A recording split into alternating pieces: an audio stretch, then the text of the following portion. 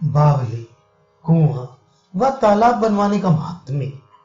ब्राह्मणों ने व्यास मुनि से पूछा कि हे मुनि शार्दुल, कीर्ति, धर्म, अर्थ व अन्य सब श्रेष्ठ पदार्थ जैसे लोगों को मिलते हैं, यदि हम लोगों के ऊपर अनुग्रह हो तो हम लोगों से कहो। व्यास मुनि बोले कि जिस पुरुष के खुदाए हुए खाद के जल से 1 मास तक गौएं तृप्त होती हैं, 1 मास के 100 गुने दिनों तक पवित्र होकर वह प्राणी देवताओं से पूजित होता है। छोटी तलैयाओं के खुदाने से विशेष करके पुरुष पवित्र होते हैं, जैसे कि यज्ञ कर्म करने से पवित्र होते हैं। वह जो जलदान करने तथा सब अन्नदान करने से फल होता है, उसे सुनो। जो कोई निरंतर वर्ष दिन तक जलदान करता है, वह 1 कल्प भर तक स्वर्ग के सुख भोगता है। वह जिसके खुदाए हुए तड़ग आदि में मेघ जितने बूंद बरसाते हैं, उतने सहस्त्र वर्ष तक वह मनुष्य दिव्य लोक में बसकर सुख भोगता है। जलदान व अन्न के पाक से मनुष्य प्रसन्न होता है। वह बिना अन्न जल के प्राणों की धारणा नहीं हो सकती। पितरों का तर्पण बिना जल के नहीं होता। न शौच हो, न रूप शुद्ध हो, न बिना जल के अंगों की दुर्गंध का नाश होता है। जितने बीज बोए जाते हैं, सब जल ही में रहते हैं। वह जल ही के अधीन होते हैं। वस्त्रों का धोना व पात्रों का शुद्ध करना जल ही से होता है। बस बिना जल के कोई भी कार्य नहीं हो सकता। इससे जल पवित्र है। इससे सब प्रयत्नों से बावली, कूप, तड़ाग आदि सब बलों से व सब धनों से अवश्य कराना चाहिए। वह जो निर्जल देश में तड़ाग, कूप आदि जलाशय बनवाता है, जितने दिनों तक उसका जलाशय बना रहता है, प्रत्येक दिन के समान कल्पों तक स्वर्गलोक में बनवाने वाला बसता है। वह जो है प्राणी कभी समय बीत जाने पर स्वर्ग से पतित होता है, तो पृथ्वी पर वेद वेदांगों के अर्थों का पारगंता ब्राह्मण होता है।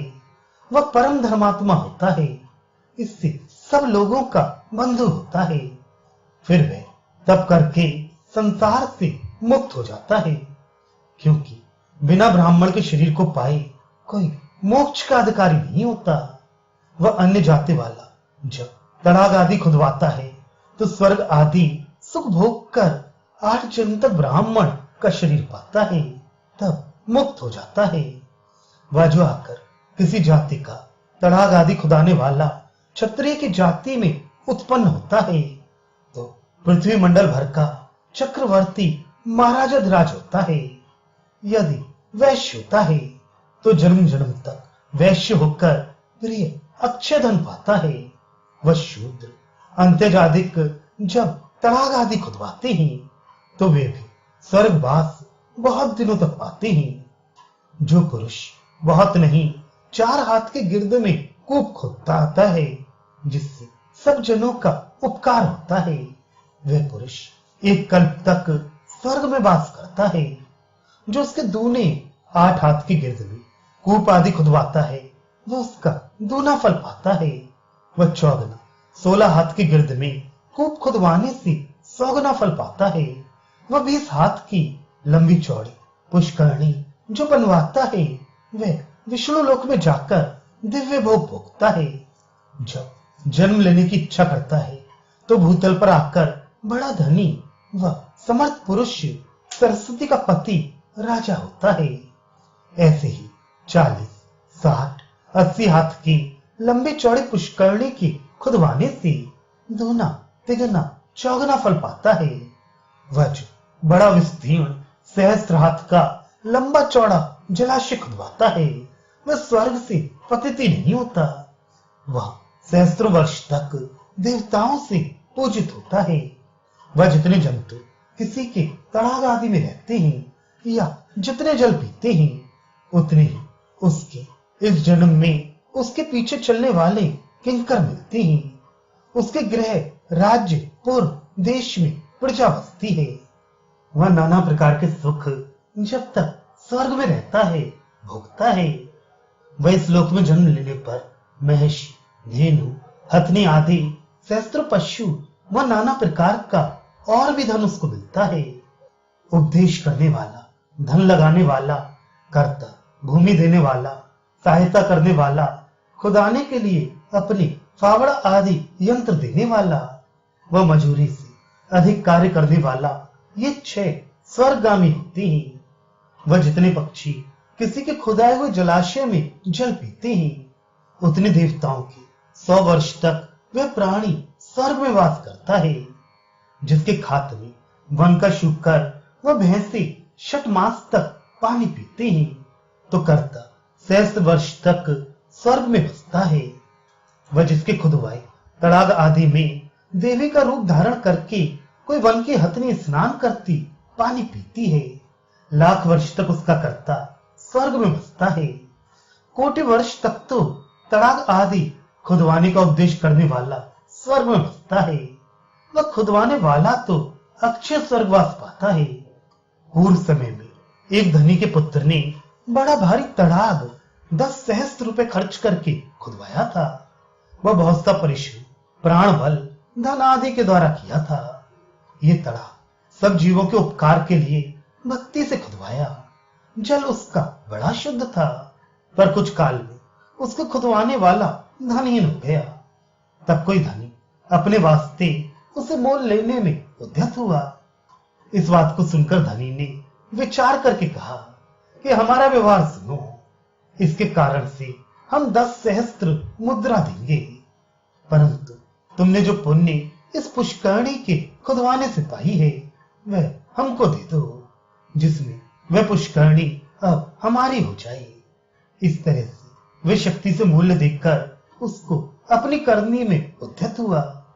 तब उसने उस धनवान से कहा कि हमारी पुष्करणी का पुण्य तो प्रतिदिन 10 सहस्त्र मुद्रा दान का होता है, ये सब विद्वान लोग कहते हैं, फिर तुमको कैसे 10 सहस्त्र पर उसको देते हैं।